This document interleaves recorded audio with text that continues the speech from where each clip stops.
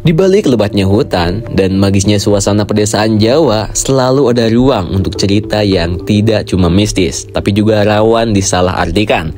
Apalagi kalau sudah berkaitan dengan agama. Di tanah yang penuh dengan tradisi dan kepercayaan turun-temurun ini, nggak sedikit orang yang menyusupkan ajaran-ajaran menyimpang, tapi dibungkus dengan label Islam agar terlihat sah. Fenomena seperti ini udah lama ada, tapi belakangan ini muncul lagi dengan wajah baru yang lebih modern, lebih mengkilap dan sayangnya makin menyesatkan. Salah satu yang lagi ramai dibahas adalah fenomena gus-gusan. Ini adalah sebutan buat orang-orang yang ngaku-ngaku punya nasab atau keturunan dari ulama besar atau bahkan tokoh agama berpengaruh. Padahal faktanya belum tentu jelas gitu. Mereka sering tampil karismatik, pakai gamis panjang, pakai jas, punya followers banyak dan doyan banget dikasih petuah-petuah di media sosial.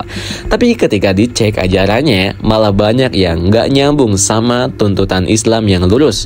Bukan ngajarin tauhid, tapi malah membangun kultus individu. Mereka dieluk-elukan seolah paling suci. Kata-katanya dianggap sabda, bahkan bisa melampaui dalil. Dan yang lebih parahnya lagi, mereka tuh sering banget dicium tangannya oleh jamaah, seolah-olah itu satu-satunya jalan untuk mendapatkan berkah gitu. Ini kayak film Walid banget. Gak cukup di situ, makanan bekas yang mereka makan juga dianggap punya keberkahan. Bayangin, nasi sisa, sendok, gelas, bekas minuman mereka jadi rebutan jamaah. Katanya sih biar dapat berkah gitu. Tapi pertanyaannya adalah, ini masih Islam atau udah nyuruh jadi pemujaan figur gitu? Ya kan? Fenomena ajaran sesat model baru ini juga banyak muncul dalam bentuk pengajian kekinian yang penuh hiburan gitu. Salah satu yang paling rame adalah sholawatan dengan iringan musik dugem. Musiknya beat EDM, lightingnya kayak konser, dan orang-orang joget sambil baca sholawat. Ini kocak banget. Katanya sih ini dakwah gaya baru, pendekatan buat generasi muda biar enggak bosen katanya. Tapi yang terjadi adalah makna salawatnya hilang gitu. Aura terbuka di mana-mana, laki-laki dan perempuan campur baur, bahkan ada yang selfie sambil nangis karena merasa dapat hidayah. Mirisnya. Emangnya hidayah datang dari suara bass yang gedebak-gedebuk itu? Kocak.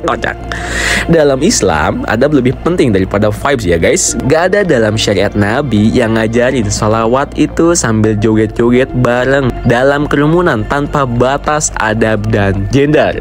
Dan yang paling bikin miris, jamaah acara-acara semacam ini nggak cuma datang untuk ngaji. Banyak yang hadir karena ingin ketemu gus-gusan, minta doa langsung, bahkan berharap bisa disentuh biar hidupnya lebih berkah. Ini SDM-nya rendah banget. Beberapa di antaranya rela ngasih semua yang mereka punya, uang, tenaga, bahkan waktu untuk keluarga, karena mereka percaya guru ini bisa memberi keselamatan dunia akhirat. Aduh, IQ mereka kemana sih?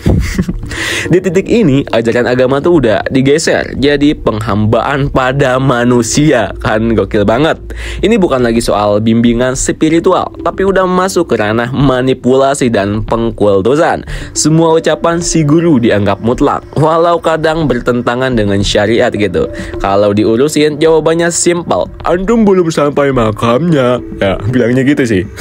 Sayangnya ajaran-ajaran kayak gini nggak cuma tumbuh di desa-desa pelosok yang kurang akses ilmu agama gitu. Mereka juga aktif banget di media sosial. Mereka punya akun Instagram, TikTok, bahkan YouTube dengan jutaan views loh guys. Kontennya itu dibungkus visual keren, kutipan-kutipan Islami, tapi ujung-ujungnya tetap menjurus pada ajaran yang menyimpang.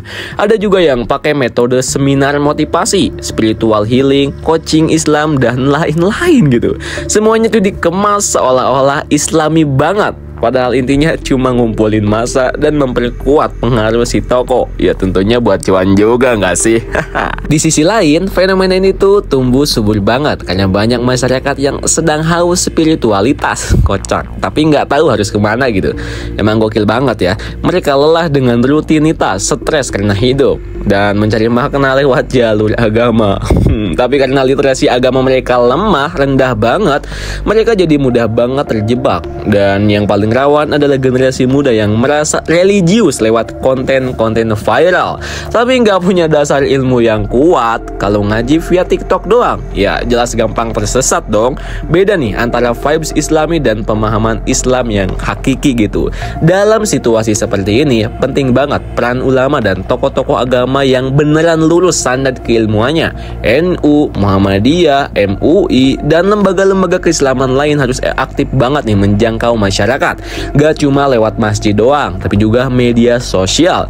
Kalau kalah cepat sama para gus-gusan ini, ya umat bakal dibimbing sama orang yang lebih paham algoritma daripada akidah gitu.